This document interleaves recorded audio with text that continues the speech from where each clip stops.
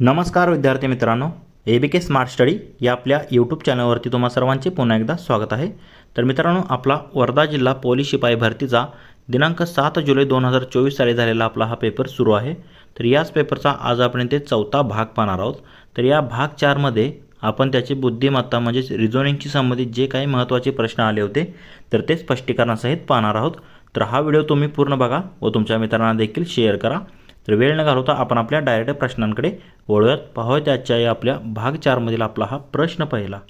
तर प्रश्न पहिला आहे, दिलेल्या संख्या मालिकेतील क्रमाने येणारी पुढील पर्यायामधून संख्या निवडा। तर आता इथे एक संख्या मालिका दिलेली आहे। तर 4, 8, 9, 27, 16, 64, 25 आणि 125।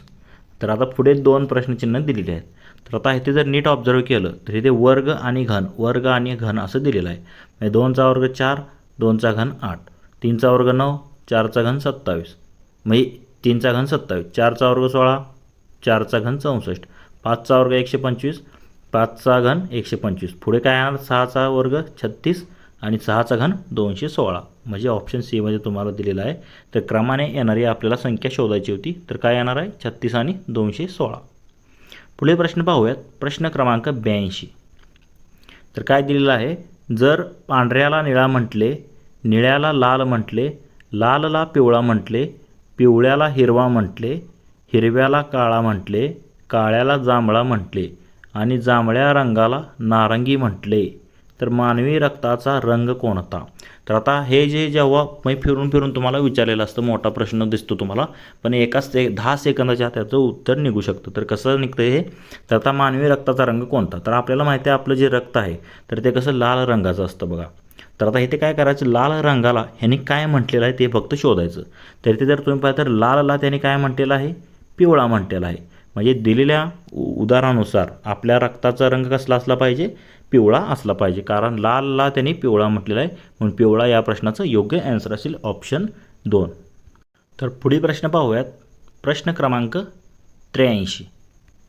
बघा काय दिले इथे, जर पेन बरोबर 70, बुक बरोबर 86, तर डस्टर बरोबर काय?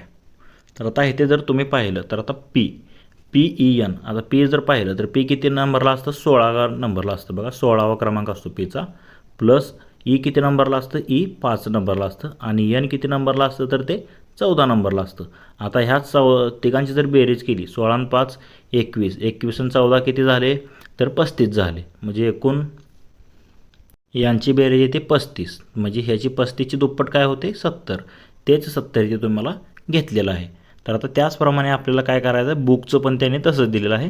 बुकचं जर तुम्ही पाहिलं तर बी असतं 2 नंबरला, ओ असतं 15 नंबरला, म्हणजे 15 दोन्ही हे डबल वाय म्हणून हे 30 झालं आणि के किती नंबरला असतं, तर के असतं 11 नंबरला। आता ह्या सर्वांची जर बेरीज केली, 30 आणि 11 41 आणि 41 आणि 2 किती 43 आणि 43ची दुप्पट किती 86, म्हणजे हे 86 दिलेलं आहे। त्याप्रमाणे आपल्याला कशाचं काढायचं, आता डस्टरचं काढायचं आहे। तर डस्टरचं यामध्ये तुम्ही जर पाहिलं तर डी असतं 4 नंबरला, त्याप्रमाणे यू किती नंबरला असतं, यू असतं 21 नंबरला। त्याप्रमाणे म्हणजे ABCD या क्रमाने आपल्याला घ्यायचं आहे। त्यानंतर काय दिलं, यस किती नंबरला असतं, यस असतं 19 नंबरला। त्याप्रमाणे पुढे काय दिले, टी असतं यस नंतर टी म्हणजे टी असतं 20 नंबरला, ई असतं 5 नंबरला, शेवटी काय दिले आर किती नंबरला असतं, तर आर असतं 18 नंबरला। तर आता ह्या सर्वांची जर तुम्ही बेरीज केली तर इथे किती आहे 4, 21 आणि 4 किती 25, 25 आणि 19 हे 44 झाले। त्याप्रमाणे 44 आणि 20 किती झाले 64 झाले, 64 आणि 5 किती झाले 69 झाले आणि 69 अधिक 18, 69 अधिक 18 केलं तर किती होतं 87 होतं। म्हणजे याची बेरीज किती येते, एकूण 87 येते आणि 87 जर दुप्पट केली तर 87 दोन्ही किती येतं 174, म्हणजे आपला आन्सर काय पाहिजे 174। तर पहा 174 हे ते ऑप्शन ए मध्ये तुम्हाला दिलेलं आहे, तेच आपलं या प्रश्नाचं योग्य आन्सर असणार आहे। पुढील प्रश्न पाहूयात, प्रश्न क्रमांक 84। तर नातेसंबंधावरती आधारित हा प्रश्न आहे बघा। काय दिले, फोटोमधील स्त्रीकडे बोट दाखवीत प्रवीण त्याच्या मित्राला म्हणाला, ती माझ्या आईची एकुलती एक मुलगी आहे। तर प्रवीणचे फोटोमधील स्त्रीशी नातेसंबंध काय असेल? म्हणजे आता एक फोटो आहे, त्या फोटोमध्ये प्रवीणनं काय केलं, बोट दाखवला आणि म्हटला की ती फोटोमधील जी कोणी आहे तर ती माझ्या आईची एकुलती एक मुलगी। आता त्याच्या आईची एकुलती एक मुलगी म्हणजे त्याची काय होणार आहे, बहीण होणार त्याची. म्हणजे आपल्याला काय विचारले, त्या फोटोमधील त्या स्त्रीशी नातेसंबंध काय असेल, तर तो कोण असेल त्या ती स्त्रीचा, तर ती त्याची बहीण असेल तर तो त्याचा भाऊ असणार आहे. म्हणजे भाऊ कशामध्ये दिले आपल्याला, ऑप्शन एमध्ये दिलेलं आहे. तेच आपलं या प्रश्नाचं योग्य ॲन्सर असेल. पुढे प्रश्न पाहूयात. प्रश्न क्रमांक 85. तर काय दिले, 2017मध्ये प्रजासत्ताक दिन बुधवारी आला होता, तर त्याच वर्षी डॉक्टर बाबासाहेब आंबेडकर यांची जयंती कोणत्या वारी आली असेल. म्हणजे आता हे कॅलेंडरवरती आधारित प्रश्न आहे बघा. आता 2017मध्ये प्रजासत्ताक दिन कधी असतो, 26 जानेवारी. तर 26 जानेवारी 2017ला त्यांनी कोणता वार दिलेला आहे, बुधवार दिलेला आहे. तर आपल्याला काय विचारले, त्याच वर्षी डॉक्टर बाबासाहेब आंबेडकर यांची जयंती. तर डॉक्टर बाबासाहेब आंबेडकर यांची जयंती कधी असते, 14 एप्रिलला असते. मग त्या 14 एप्रिलला कोणता वार असेल आपल्याला हे विचारलेलं आहे. तर कसं काढतो आपण हे, तर गणितात दिल्याप्रमाणे तुम्ही जर पाहिलं तर काय दिलं इथे, 2017 म्हणजे 26 जानेवारी 2017ला कधी कोणता वार होता, बुधवार होता. म्हणजे प्रजासत्ताक दिन 2017 सालचा. तर त्याच वर्षीचा म्हणजे 2017चाच 14 एप्रिल म्हणजे डॉक्टर बाबासाहेब आंबेडकरांची जयंती कधी आहे हे विचारलेलं आहे. तर ते आपल्याला काढायचं आहे. त्यासाठी आपल्याला काय करावं लागेल, 26 जानेवारीपासून ते 14 एप्रिलपर्यंतचे दिवस मोजावे लागतील. तर जानेवारीचे किती राहिले, 26 गेले. एकूण 31 दिवस असतात, हे 5 राहिले. फेब्रुवारी हे साधं वर्ष आहे म्हणून 28 दिवस असतात. मार्चमध्ये 31 दिवस असतात आणि एप्रिलचे 14 एप्रिल म्हणून हे 14. तर या सर्वांची जर बेरीज केली, 5 अधिक 28 अधिक 31 अधिक 14 किती येते, 78 येते. त्याला आपण काय करतो, 7ने भागतो, कारण दर आठवडा 7ने बदलतो म्हणून 7ने भागतो आपण. 78 भागिले 7 जर केलं तर 11 7 77 वर एक उरतं, म्हणजे बाकी किती उरते, 1 उरते. तर जेवढी बाकी उरते तेवढे दिवस आपण पुढे जातो, कारण 26 जानेवारीनंतर 14 एप्रिल येते म्हणून एक दिवस पुढे जाणार आपण. तर बुधवारच्या पुढे एक दिवस जर गेलं तर कोणता वार असणार आहे, गुरुवार असणार आहे. म्हणजे त्याचं आपलं उत्तर असेल 26 जानेवारी 2017ला बुधवार असेल तर 14 एप्रिल 2017ला गुरुवार असेल. तर तेच आपल्याला विचारलेलं, डॉक्टर बाबासाहेब आंबेडकर यांची जयंती 2017ची गुरुवारी येईल. Option A. पुढील प्रश्न पाहूयात. प्रश्न क्रमांक 86. काय दिले बघा, मुलाच्या वयाची दुप्पट त्याच्या वडिलांच्या वयात मिळवली तर वयांची बेरीज 70 वर्ष होते, आणि वडिलांच्या वयाची दुप्पट त्यांच्या मुलाच्या वयात मिळवली तर वयांची बेरीज काय होते, 95 वर्ष होते. तर वडिलांचे व मुलांचे वय किती. तर आता यासाठी आपल्याला अगोदर समीकरणे तयार करावं लागतील, म्हणजे दिलेल्या माहितीप्रमाणे समीकरण तयार करावी लागतील. तर आता सुरुवातीला काय करायचं, आपल्याला दोघांचं पण वय माहीत नाही, मग काय करायचं, समजा मुलाचे वय आपण काय मानू, एक्स मानू, व वडिलांचे वय काय मानू, वाय मानू. आता काय दिलं आपल्याला, मुलाच्या वयाची दुप्पट. आता मुलाचं वय एक्स आहे, दुप्पट काय होणार, 2x. ही वडिलांच्या वयात मिळवली तर बेरीज 70 येते. म्हणजे मुलाच्या वयाची दुप्पट 2x, ही वडिलांचं वय काय, वाय मानले आपण, त्यामध्ये मिसळली तर बेरीज 70 येते. म्हणजे 2x अधिक वाय बरोबर 70. हे काय झालं, समीकरण 1 झालं. 2x अधिक वाय बरोबर 70. आता त्याप्रमाणे दुसऱ्यांदा काय दिले त्यांनी, वडिलांच्या वयाची दुप्पट मुलाच्या वयात मिळवली तर बेरीज 95 येते. तर आता मुलाचं वय काय आहे, x आहे. आता काय केले, वडिलांच्या वयाची दुप्पट केले म्हणजे 2y केलं, आणि यांची बेरीज किती येते, 95 येते. म्हणजे मुलाचं वय आणि वडिलांच्या वयाची दुप्पट यांची बेरीज 95 येते. तर हे आलं आपलं समीकरण नंबर 2. तर आता काय करायचं, ह्या दोन समीकरणं जी आहेत तर ती एकाखाली एक लिहून घ्यायची. म्हणजे 2x अधिक वाय बरोबर 70 हे समीकरण 1 आहे. तर आता आपल्याला काय करायचं, इथे दुसरं समीकरण काय, x अधिक 2y बरोबर 95 आहे. तर काय करावं लागेल, इथे 2x आहे म्हणून त्याला 2ने गुणावं लागेल. म्हणजे काय करायचं, समीकरण ह्या 2ला काय करायचं, 2ने गुणून हे तिसरं समीकरण लिहायचं. तर तिसरं समीकरण काय होणार, हे xला 2ने गुणलं हे 2x आलं, त्याप्रमाणे 2yला 2ने गुणले हे 4y आलं, आणि 95ला 2ने गुणले हे 190 आलं. तर आता काय करायचं, समीकरण 1मधून हे समीकरण नवीन 3 आलेलं वजा करायचं. म्हणजे 2x अधिक वाय बरोबर हे 70 हे समीकरण 1 होतं. त्याच्यातून हे आत्ता आलेलं 2x अधिक 4y बरोबर 190. तर आता वजाबाकी करायचं म्हणून हे अधिकचं हे वजा होईल, हे अधिक 4yचं हे वजा 4y होणार, आणि अधिक 190चं वजा 190 होणार. म्हणजे इथे जर तुम्ही पाहिलं तर हे अधिक 2xला वजा 2x कट झालं, आणि हे अधिक y आणि हे वजा 4y. मग 4yमधून y गेले, वजा 3y राहिले, बरोबर ह्या 190मधून 70 गेले, 120 राहिले, पण 190चं चिन्ह वजा आहे म्हणून हे वजा 120. तर आता हे वजा न वजा काय होणार, अधिक होणार. म्हणजे y बरोबर काय होणार, हे 3 जे आहे तर तिकडे 120ला भागाकारात जाईल. 120 भागिले 3 म्हणजेच काय झालं 40. हे काय आलं, वडिलांचे वय आलं. म्हणजे हे समीकरण सोडवल्यानंतर काय आपल्याला मिळालं, वडिलांचं वय किती मिळालं, किती आलं 40 आलं. तर आता y बरोबर 40 हे किंमत काय करायची, समीकरण 1 मध्ये ठेवायची. समीकरण 1 काय आहे, 2x अधिक y बरोबर 70. तर जिथे y आहे तिथे 40 ठेवा. 2x अधिक हे 40 बरोबर 70, अधिक 40 तिकडे वजा 40 होणार. 2x बरोबर 70मधून 40 गेले, 30 राहिले. आता हे 2x मध्ये गुणाकारात चिन्ह असतं, मग हे 2 तिकडे 30ला भागाकारात जाईल. x बरोबर 30 भागिले 2 म्हणजे किती येतं, 15 येतं. म्हणजे 15 हे काय झालं, x म्हणजे मुलाचे वय झालं. म्हणजे मुलाचं वय 15 आणि वडिलांचं वय 40. तेच आपलं या प्रश्नाचं योग्य ॲन्सर असणार आहे. तर वडिलांचं वय 40 आणि मुलाचं वय 15 हे ऑप्शन सी मध्ये आपल्याला दिलेलं आहे. तेच आपलं या प्रश्नाचं योग्य ॲन्सर असेल. तसेच मित्रांनो, तुम्हाला जर याची PDF फ्रीमध्ये हवी असेल तर आपले टेलिग्राम चॅनल आहे, त्याची लिंक तुम्हाला या व्हिडिओच्या डिस्क्रिप्शन बॉक्समध्ये भेटून जाईल. तिथे तुम्ही टेलिग्राम चॅनल जॉईन करा व याची फ्रीमध्ये PDF देखील मिळवू शकता. तर पुढील प्रश्न आहे प्रश्न क्रमांक 87. मोहन 2 किलोमीटर उत्तरेला गेला, नंतर उजवीकडे वळून 4 किलोमीटर गेला, पुन्हा उजवीकडे वळून 2 किलोमीटर गेला व नंतर डावीकडे वळून 4 किलोमीटर गेला, तर त्याचे मूळ जागेपासून अंतर किती कापले जाईल. तर आता इथे आपल्याला काय करावं लागेल आधी, तर आता मोहन कुठून कुठे गेला हे सगळं आपल्याला इथे आता काढावं लागेल. म्हणजे जसं दिलं आहे त्याप्रमाणे आपण आता बघूया काय होते. तर बघा काय म्हटले, मोहन 2 किलोमीटर उत्तरेला गेला. तर आता उत्तरेला 2 किलोमीटर गेला म्हणून आपण उत्तर दिशा काढू. बघा इकडे आता तो किती गेलेला आहे, 2 किलोमीटर गेलेला आहे. पुढे परत काय म्हटलेलं आहे, उजवीकडे वळून 4 किलोमीटर गेला. आता इथून जर उजवीकडे जर म्हटलं तर इकडे किती गेलेला आहे, तो 4 किलोमीटर गेला. इथे आपण 4 लिहूया. परत पुन्हा उजवीकडे वळून 2 किलोमीटर गेला. आता पुन्हा उजवीकडे वळाला म्हणजे त्याची उजवी बाजू इकडे, पुन्हा उजवीकडे वळून किती गेलेला आहे, तर तो 2 किलोमीटर गेला.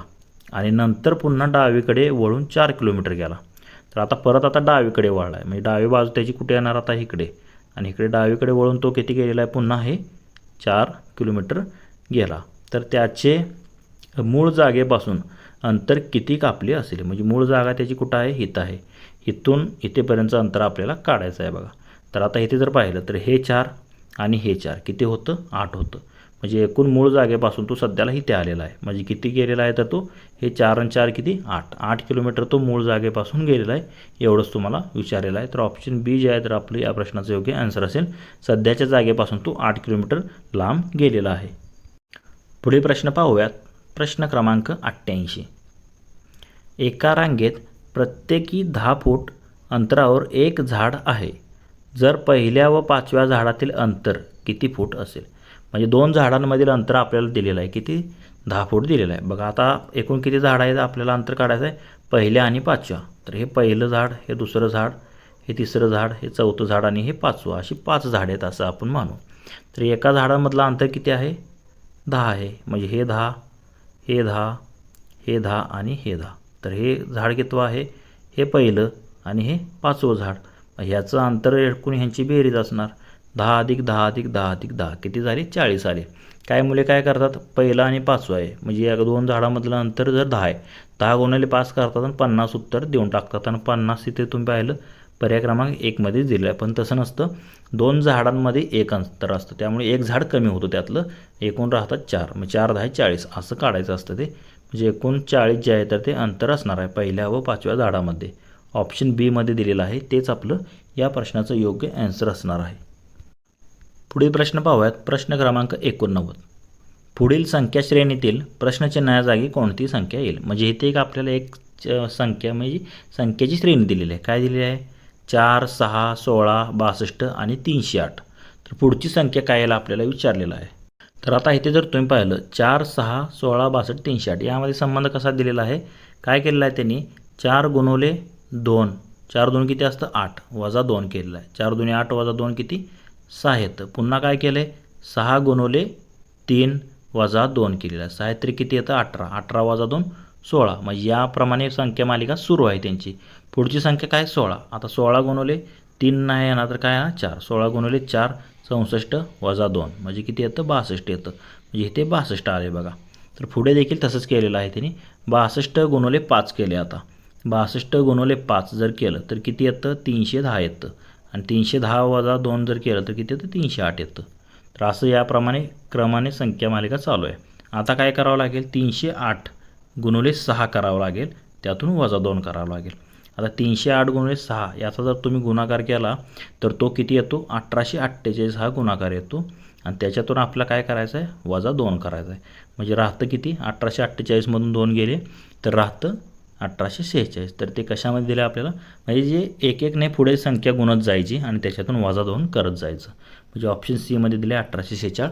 तेच आपलं या प्रश्नाचं योग्य ॲन्सर असणार आहे. तर प्रश्न क्रमांक 9. आता इथे ह्या मुलाने थोडं म्हणजे सोडवताना खूप खाडाखोड केली आहे, त्यामुळे आपण डायरेक्ट पुढचा प्रश्न घेऊयात. प्रश्न क्रमांक 91. तर बघा काय दिले आपल्याला इथे. तर आता हा व्हेन डायग्रॅमवरती आधारित प्रश्न आहे बघा. तर आता इथे आपल्याला दिलेला आहे. तर आता खाली 2 विधाने दिली आहेत, त्यावरून कोणता निष्कर्ष सत्य आहे हे आपल्याला इथे काढायचं आहे बघा. कोणता निष्कर्ष सत्य येईल हे काढायचं आहे. तर विधान काय दिले बघा. पहिलं, सर्व मांजरे कुत्रे आहेत. तर आता इथे आपण डायरेक्ट सोडवूनच बघूया. समजा हे सर्व मांजरे कुत्रे आहेत.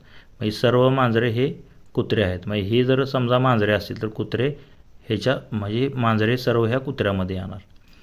तर डायग्राम थोडी आपण साईडला काढूया. सर्व मांजरे हे कुत्रे आहेत. म्हणजे आता हे डॉग झाले आणि हे कॅट झाले, कारण सर्व मांजरे हे कुत्रे आहेत. दुसरं काय झाले? सर्व उंदीर मांजरे आहेत. तर मांजरे सर्व उंदीर मांजरे आहेत म्हणून उंदीर जे आहे तर हे ह्याच्या मांजराच्या आतमध्ये येणार बघा. छोटा वर्तुळ येणार. तर त्या वर्तुळात तर याप्रमाणे दिलेलं आहे बघा. हे आतमधले जे आहे तर ती काय आहेत? उंदीर आहेत बघा. हे उंदीर आणि हे आतला 2 नंबरचा वर्तुळ आहे ते काय आहेत? कॅट आहेत, मांजरे. बाहेरचा मोठा जो आहे तर तो डॉग. याप्रमाणे व्हेन डायग्राम येणार आहे. इथे देखील त्या मुलांनी काढलेली आहे. तर इथे जर तुम्ही पाहिलं तर सर्व मांजर उंदीर असण्याची शक्यता किती? तर सर्व मांजर म्हणजे कॅट हे उंदीर असण्याची शक्यता आहे. सर्व आहे का? कारण सर्व मांजरे जे आहेत तर ते कुत्रे आहेत. म्हणजे हे विधान 1 जे आहे तर ते तर्कसंगत नाही. विधान 2 मध्ये काय दिले? सर्व उंदीर कुत्रे असण्याची शक्यता आहे. तर उंदीर हे कशामध्ये दिले? कॅटमध्ये दिले. आणि सर्व कॅट हे काय आहेत? तर ते डॉग्स आहेत. म्हणजे ही दुसरी शक्यता आपली योग्य ठरते. म्हणजे सर्व उंदीर कुत्रे असण्याची शक्यता काय आहे? सांगता येते. म्हणजे विधान 2 जे आहे तर ते सत्य आहे. तर आपल्याला विचारायला आहे कोणतं विधान निष्कर्ष सत्य आहे? तर फक्त विधान 2चा निष्कर्ष जो आहे तर तो सत्य असणार आहे. ऑप्शन 2 या प्रश्नाचं योग्य ॲन्सर असेल बी. पुढील प्रश्न पाहूयात. तर इथे देखील आपल्याला एक संख्या मालिका दिलेली आहे. तर आता काय दिलेली आहे? म्हणजे इथे एक प्रश्नचिन्ह आहे काय येईल ते काढायचं आहे बघा. 21, 12, 32, 23, 43, 34 आणि 54 पुढे काय येईल? तर नीट जर तुम्ही ऑब्झर्वेशन केलं तर पहिल्या संख्येचं उलट पुढे लिहिलेलं आहे. 21च्या उलट पुढे 12 लिहिलेलं आहे. त्याप्रमाणे 32च्या उलट पुढे 23 लिहिलेलं आहे. 43च्या उलट पुढे 34 लिहिलेलं आहे. आता पुढे काय येणार? 54च्या उलट किती यायला पाहिजे? पुढे 45 यायला पाहिजे. म्हणजे काय नाही, फक्त बघितलं तरी तुम्ही याचा आन्सर काढू शकता. फक्त पहिल्या संख्येची उलट संख्या पुढे लिहिलेली आहे. 54च्या उलट काय येईल? 45 येईल. ऑप्शन ए मध्येच दिलेलं आहे. तेच या प्रश्नाचं योग्य ॲन्सर असेल. पुढील प्रश्न पाहूयात. प्रश्न क्रमांक 93. बघा काय दिलेलं आहे ते. पहिल्या 2 पदामध्ये जसा संबंध आहे तसाच 3ऱ्या व 4थ्या पदात आहे. त्यावरून खाली प्रश्नचिन्हाजागी योग्य पर्याय निवडा. तर संबंध काय आहे? भारताची राजधानी दिल्ली आहे. तर पाकिस्तानची काय असणार? पाकिस्तानची काय आहे? इस्लामाबाद आहे. ऑप्शन ए मध्ये दिलेला आहे. तर खूप सोपा प्रश्न होता हा. ऑप्शन ए या प्रश्नाचा ॲन्सर असणार आहे. पुढील प्रश्न पाहूयात. प्रश्न क्रमांक 94. तर इथे देखील आता आपल्याला प्रश्नचिन्हा जागी काय येईल हे काढायचं आहे बघा. 94 प्रश्नचिन्ह म्हणजे हे आपल्याला असे सर्कलमध्ये 36 आहे, इथे 42 आहे. तर इथे मध्ये काय येईल आपल्याला काढायचं आहे. म्हणजे बाहेरच्या 4 संख्येच्या संबंधावरून हे आपल्याला काढायचं आहे मध्ये कोणती संख्या आहे. आता इथे ह्यांनी काय केलेलं आहे बघा. ह्या 2 संख्यांची बेरीज केलेली आहे वरच्या. म्हणजे 14 आणि 30 यांची जर बेरीज केली तर किती येते? 14 आणि 30ची बेरीज तर ती येते 44. याच्यामधून वजा काय केलेलं आहे? ह्या दोघांच्या संख्येची वजाबाकी. आता 18मधून 10 गेले किती राहिले? 8 राहिले. तर ते 8 ह्या दोघांच्या बेरजेमधून वजा केलं. 44मधून 8 गेले किती राहिले? 36 राहिले. त्याचप्रमाणे दुसऱ्या डायग्राममध्ये बघा. ह्या 24 आणि ह्या 32ची बेरीज. आता 24 आणि 32ची जर बेरीज केली तर किती येते? 56 येते. म्हणजे हे 56 आलं. वजा ह्या दोघांचा फरक त्यातून वजा करायचा. 30मधून 16 गेले किती राहिले 14. 56मधून 14 गेले किती राहिले तर राहिले 42. म्हणजे आपलं जी ट्रिक आहे तर ती योग्य आहे. तर त्याप्रमाणे पुढे काय यायला पाहिजे, ह्या दोघांची बेरीज 28 आणि 34 यांची बेरीज. तरी किती येते 30 आणि 20 50 आणि 58 4 62. 62 बेरीज येते. 62मधून ह्या दोघांचा फरक वजा करायचा. 32 आणि 20मध्ये फरक किती येतो 12. म्हणजे 62मधून 12 गेले राहिले किती 50. म्हणजे आपल्याला प्रश्नचिन्हा जागेमध्ये काय यायला पाहिजे 50. तर 50 इथे ऑप्शन डीमध्ये दिले बघा. हेच आपलं या प्रश्नाचं योग्य ॲन्सर असेल. पुढील प्रश्न पाहूयात. तर याच्यासारखाच हा प्रश्न आहे बघा. बाहेर 4 संख्या दिलेत, त्यांचा संबंध मधल्या संख्येशी काय तर आहे. तर आता इथे काय दिलेलं आहे त्यांनी, आता इथे काय केलेलं आहे त्यांनी, ही 8 आणि 5 यांचा गुणाकार केलेला आहे. 8 पंचे किती होतात 40 होतात. त्यातून वजा काय केलेलं आहे, ह्या दोघांचा गुणाकार, ह्या 4 आणि 5चा. 4 पंचे किती 20. 40मधून 20 गेले 20 राहिले. त्याप्रमाणे दुसऱ्या वर्तुळाचा आपण बघूया. ह्या दोघांचा गुणाकार, ह्या 4 आणि ह्या 5चा. 4 पंचे किती 20 वजा ह्या 3 आणि 6चा गुणाकार. 3 संग किती 18. 20मधून 18 गेले राहिले किती 2. त्याप्रमाणे सीमध्ये 7 8 हे, या 7 आणि 8चा गुणाकार हा 56 आहे. वजा हे 6 पंचे 30. 56मधून 30 गेले राहतात किती 26. म्हणजे हे ते बरोबर आहे आपलं. मग चौथं काय आपलं, हे 6 आणि हे 4 यांचा गुणाकार. 6 चौक किती 24 वजा हे 3 आणि 4चा गुणाकार. 3 चौक 12. 24मधून 12 गेले 12 राहिले. म्हणजे प्रश्नचिन्हा जागी काय यायला पाहिजे 12. तर 12 हे ऑप्शन सीमध्ये दिलेलं आहे. तेच या प्रश्नाचं योग्य ॲन्सर असेल. पुढील प्रश्न पाहूयात. प्रश्न क्रमांक 96 बघा काय दिलेलं आहे ते. लोकांच्या एका गटात काही जोडपी आहेत, उरलेले लोक एकटेच आहेत. म्हणजे काही जोडपे आहेत आणि काही उरलेले एकटेच आहेत. यापैकी विवाहित लोकांची संख्या 60% आहे. म्हणजे जे कोणी विवाहित आहेत म्हणजे जोडपे आहेत त्यांची संख्या किती आहेत एकूण 60% आहे. आणि पुरुषांची संख्या एकूण 54% आहे. म्हणजे जेवढे लोक आहेत त्यामध्ये पुरुष 54% आहेत आणि विवाहित 60% आहेत. तर या गटात एकट्या स्त्रियांची संख्या किती. म्हणजे आता स्त्रिया किती आहेत हे आपल्याला विचारले आहे. एकट्या म्हणजे न लग्न झालेल्या स्त्रिया किती आहेत, यामध्ये किती आहे ते विचारले, म्हणजे स्त्रियांची टक्केवारी विचारलेली आहे. तर कसं काढतो आपण हे. तर आता गणितात दिल्याप्रमाणे तुम्ही पाहू शकता बघा. विवाहित लोक एकूण किती दिले त्यांनी 60%. आता एकूण लोक किती असणार 100% असणार. त्यातले विवाहित लोक जर 60% आहेत, मग अविवाहित उरलेले किती असणार आहेत 100मधून 60 गेले राहिले किती 40%. 40% अविवाहित आहेत आणि 60% विवाहित आहेत. आता परत पुढे पुरुषांची संख्या त्यांनी दिलेली आहे किती 54%. मग आता पुरुष जर एकूण 100मध्ये 54% असते तर मग स्त्रिया किती असणार आहेत 100 वजा 54 म्हणजे 46% हा एकूण स्त्रिया असणार आहेत बघा. लग्न झालेल्या प्लस न लग्न झालेल्या ह्या एकूण 46% आहेत.